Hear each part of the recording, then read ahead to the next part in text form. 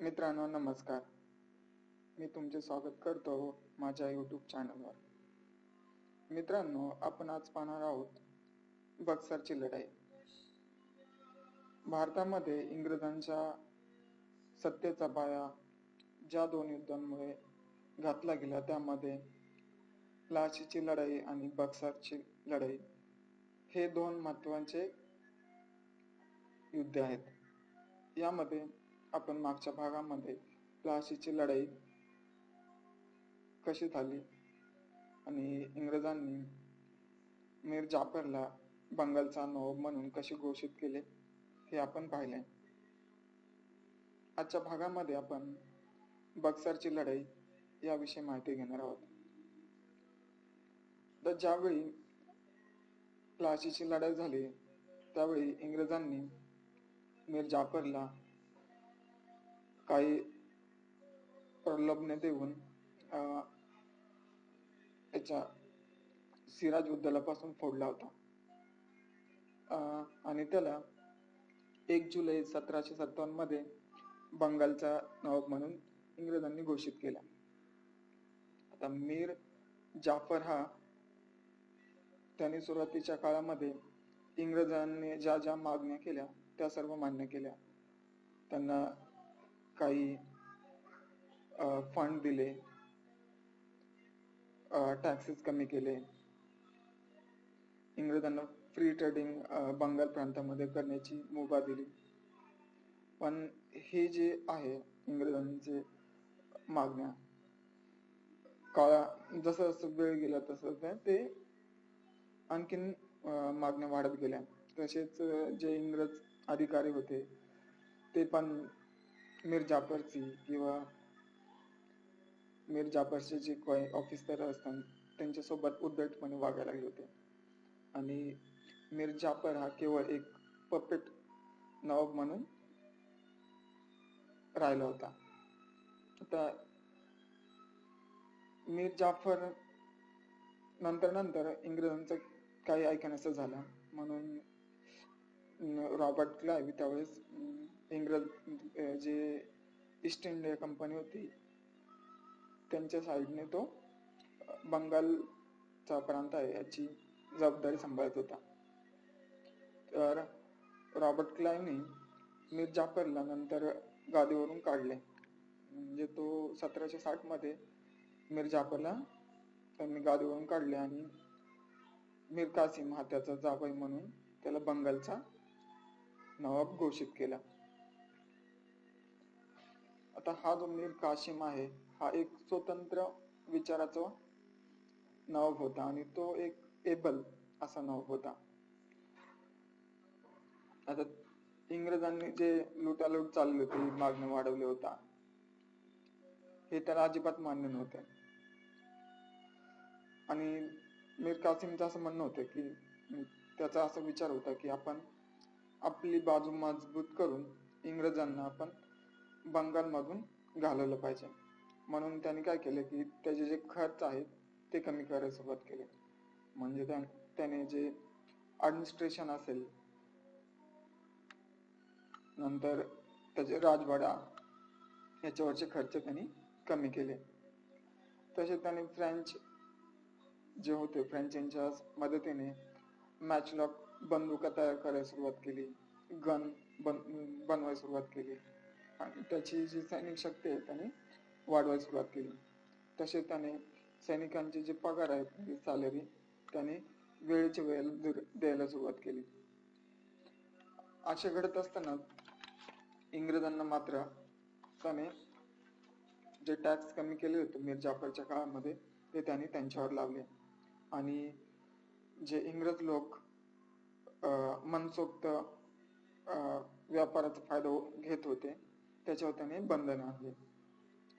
हे इंग्रजांना पटले नाही. त्यांना काय होतं की मीर कासिम हा फक्त एक पपेट म्हणून राहिला पाहिजे आणि पूर्ण जो कारभार आहे बंगाल प्रांताचा तो त्यांनी स्वतः पाहिला पाहिजे असे इंग्रजांचा विचार होता. पण याला मात्र मीर कासिम काही मान्य करत नव्हता. असे होता इंग्रजांनी त्याला अनेक वेळा समज दिली की तू असं करू नकोस, आता आम्ही तुला नवाब बंगाल प्रांताचा केलाय आणि ऍक्च्युली सत्ता आमच्या हातामध्ये आहे. पण मीर कासिम हे ऐकाय काय तयार नव्हता. त्याच्यामुळे झाले काय की जून ते सप्टेंबर 1763 मध्ये इंग्रजांनी मीर कासिम मध्ये 1-2-3 लढाया झाल्या. पण त्यामध्ये तो इंग्रज काही मीर कासिमला पूर्णपणे सत्तेवरून बाहेर करू शकले नाही. म्हणून झालं काय की ब्रिटिश किंवा आपला हा म्हणते ईस्ट इंडिया कंपनीचा जो रॉबर्ट क्लाइव्ह होता, त्यांनी काय केलं की आता आपण याला अखेरचा धडा शिकवून याला इथून घालवलं पाहिजे, नवाब म्हणून काढलं पाहिजे. म्हणून तो शेवटची लढाई करण्यासाठी मीर कासिमच्या जो होता मीर कासिमवर त्याने हल्ला केला. आता त्यावेळेस झालेलं काय की मीर कासिमने जी त्याची राजधानी होती मंगोर या ठिकाणी, मंगोर टू मुर्शिदाबाद अशी त्यांनी राजधानी बंगाल प्रांताची शिफ्ट केली. या रागातूनच मग क्लाइव्हने काही सैनिक याच्या हल्ला करण्यासाठी पाठवले.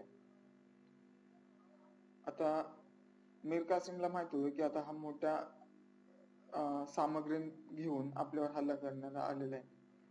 त्याला चोत्तर ते शक्य नव्हते की तो ब्रिटिश सैन्याचा पराभव करेल. म्हणून तो काय करतो की त्या कालावधीमध्ये तो गेला शुजा-उद-दौला याच्याकडे गेला. शुजा-उद-दौला हा कोण होता, तर हा अवधचा नवाब होता आणि तो मुघल सम्राट होता. त्याचा तो कारभार अवध या प्रांतामध्ये बघत होता. आता शुजा-उद-दौला होता हा सैनिक शक्तीने सशक्त होता आणि त्याला पण की इंग्रज हे बंगाल प्रांतामध्ये जे काही करतात आहे ते त्याला मान्य नव्हतं. त्याला असं होतं की ते बंगाल प्रांतामध्ये इंग्रज आहेत, त्यांना पण घालवायचं आणि आपण बिहार प्रांत मिळून तिथले काही रेव्हेन्यू मिळत असेल तो आपल्याला मिळाला पाहिजे असं त्याची इच्छा होती.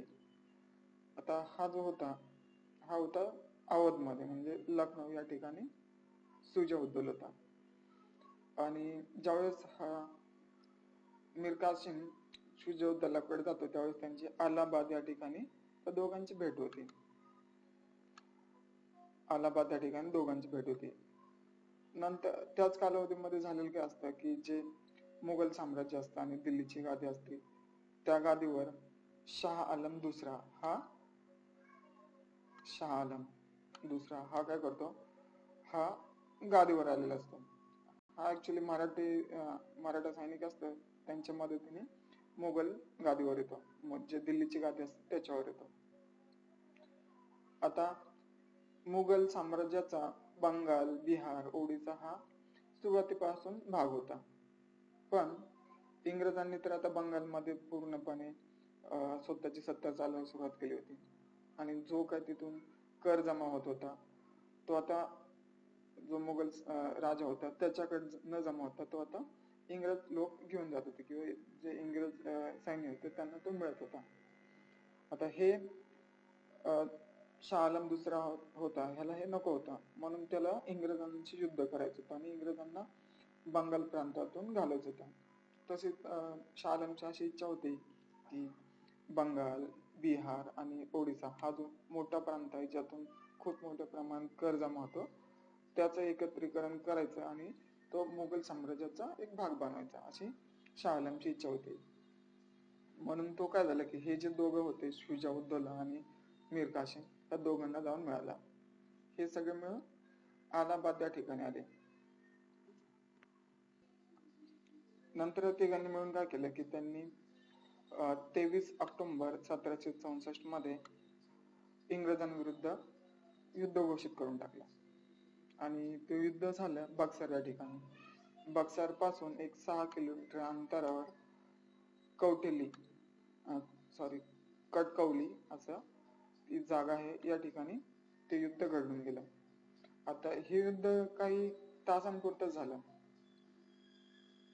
पण हे जे युद्ध लढलं गेलं यातून इंग्रजांचं जवळजवळ ह्याचं बिहार, बंगाल आणि ओडिसा हा एवढा मोठा प्रांत त्यांच्या ताब्यात येऊन गेला.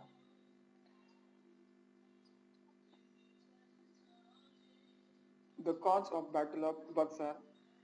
When the battle broke out in 1763, English gained successive victories at Katwaha, Murshidabad, Gira, Suti and Munger. आता एवढ्या ठिकाणी ज्या म्हणजे 1763 पासून ते मीर कासिम विरुद्ध ते लढत होते, तर त्यांना कटवा, मुर्शिदाबाद, गिरवा, सुटी आणि मुंगेर या ठिकाणी त्यांना ह्याच्या मीर कासिमच्या विरोधात विजय मिळाला होता. आता ह्यांनी आता हा मिळाला त्यांचा आता बक्सर या ठिकाणी इंग्रजांचा विजय झाला. मग आता जो अवध प्रांत होता तो पण आता त्यांच्या ताब्यामध्ये येऊन गेला. आता Mir Qasim wanted to recover Bengal from English. आता असं हे मीर कासिमला वाटत होतं म्हणून तो त्या युद्धामध्ये सामील झालेला होता.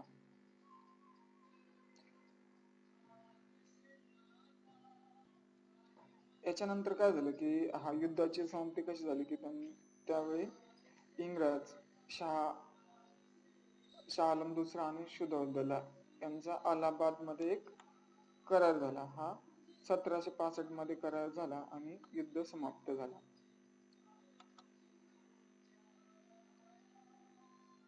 आता याच्यानंतर ह्या युद्धामध्ये कोण कोण सामील होता आपण पाहिलं. यामध्ये मीर कासिम हा बंगालचा नवाब होता आणि त्याला इंग्रज हे बंगालमध्ये नको होते म्हणून त्यांनी तो सामील झालेला होता. त्यानंतर शुजाउद्दौला झाला, हा अवधचा नवाब होता, मग त्याला ब्रिटिश नको होते म्हणून तो मीर कासिमशी एक गुप्त करार करून तो युद्धामध्ये सामील झाला. शाह आलम हा मुघल एम्पियर होता, त्याला पण इंग्लिश हे बंगालमध्ये नको होते म्हणून तो त्या युद्धामध्ये सामील झाला. आता इंग्रजांच्या बाजूने हेक्टर मुंड्रो हा सामील होता. म्हणजे हा ऍक्च्युअली ह्याने युद्ध लीड केलं आणि तो युद्ध जिंकला. आणि रॉबर्ट क्लाइव्ह हा त्यावेळेस इंग्लिश सैन्याचा तो तिथला मेन होता बंगाल प्रांताचा. तर ह्यानी अलाहाबादचा करार शुजाउद्दौला आणि शाह आलम यासोबत केला. आता या युद्धामुळे कसं झालं, result of battle of Buxar हे कसं झालं, याच्यामुळे काय झालं तर आता मीर कासिम, शुजाउद्दौला आणि Shah Alam lost the battle on October 22 and 1764. हे तिघे पण युद्ध हारले. हे कधी झालं, ऑक्टोबर 22, 1764 मध्ये हे तिघे जण हे युद्ध हारले. इंग्लंडच्या बाजूने जो होता major Hector Munro on a decisive battle and Robert Clive had a major role in that. याच्यामध्ये जो मुंडो होता, हेक्टर मुंडो याने युद्ध जिंकलं आणि यामध्ये रॉबर्ट क्लाइव्ह होता, त्याने एक महत्वाचा रोल निभावला. कारण त्याने करार केला दोघांसोबत, शाह आलम आणि शुजाउद्दौला सोबत त्याने करार केला आणि यामधून त्यांनी बंगाल, ओडिसा, बिहार, अवध हा एवढा मोठा प्रांत त्याने ब्रिटिशांकडे किंवा ईस्ट इंडिया कंपनीचा भाग म्हणून सामील करून घेतला आणि त्याची चौथाई गोळा करण्याचे त्याला अधिकार त्यांनी मिळवले. याच्यामुळे झालं काय की English become a great power in northern India. तर उत्तर भारतामध्ये याच्यामुळे एवढा मोठा भाग त्यांच्या ताब्यात आला, इंग्रजांच्या ताब्यात आल्यामुळे ते एक महत्वाची पॉवर म्हणून ते निर्माण झाले. ब्रिटिशांची एक महत्वाची पॉवर निर्माण झाली. Mir Jafar Nawab of Bengal handed over district of Midnapore, Burdwan and Chittagong to English for the maintenance of their army. Mir जाफरने काय केलं की जे मिदनापूर होता, बुर्दवान होता आणि चितगाव आता बांगलादेशचा भाग आहे. हा जो एक एवढा मोठा प्रांत होता तो पण त्यांनी इंग्रजांना देऊन टाकला.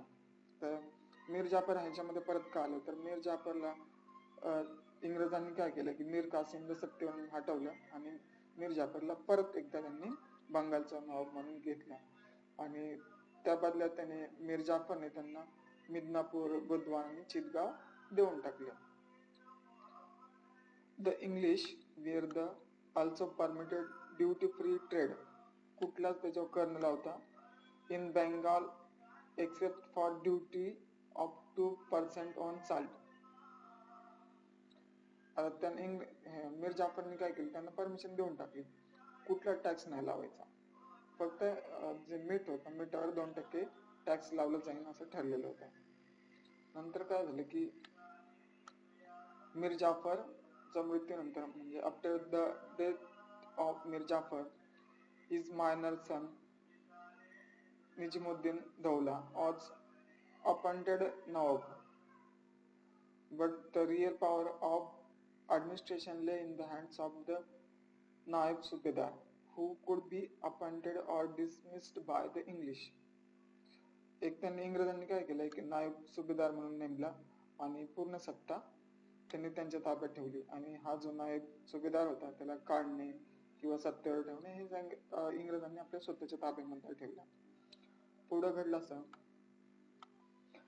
Clive made a political settlement with Emperor Shah Alam and Shuja Uddola of Awadh in the Treaty of Allahabad. हे आपण मागे पाहिलेच आहे. हे थोडंसं मोठं झालेलं छोटं करू.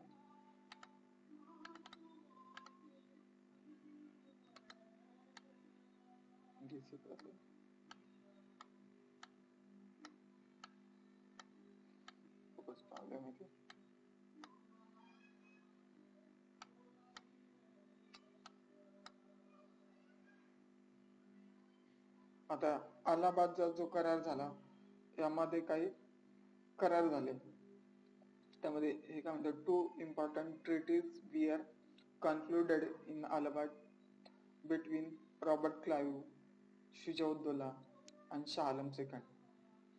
The key point of Treaty of Allahabad are given below.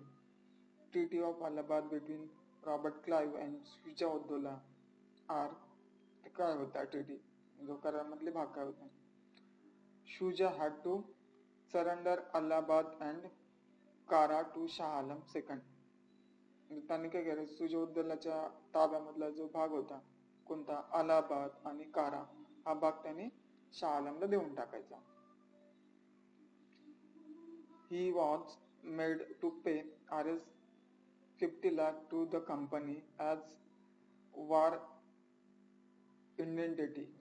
त्याने काय करायचं की म्हणजे हा शुजाउद्दौला तो आता युद्धात सामील झाला ना तुला तर मग त्यात पनिशमेंट म्हणून किंवा युद्धाचा खर्च म्हणून त्यांनी काय करायचं की इंग्रजांना त्यांनी 50 लाख रुपये द्यायचा कंपनीला. British India east India company होती तिला त्यांनी शुजाउद्दौलाने 50 लाख रुपये द्यायचा. म्हणजे त्याचा जो अलाहाबाद काराबाग होता तोही द्यायचा 50 लाख रुपये द्यायचे. He was made to give Balwant Singh, zamindar of Banaras, full possession of the Treaty of Allahabad between Robert Clive and Shah Alam. तसेच त्याने काय करायचं तिथे अलाहाबादचा एक जमीनदार होता बलवंत सिंग त्याने ते जे आहे त्या प्रांताची पूर्ण जबाबदारी आता त्याने जो जमीनदार होता बलवंत सिंग याला देऊन टाकायची. नंतर Shah Alam was commanded to reside at Allahabad.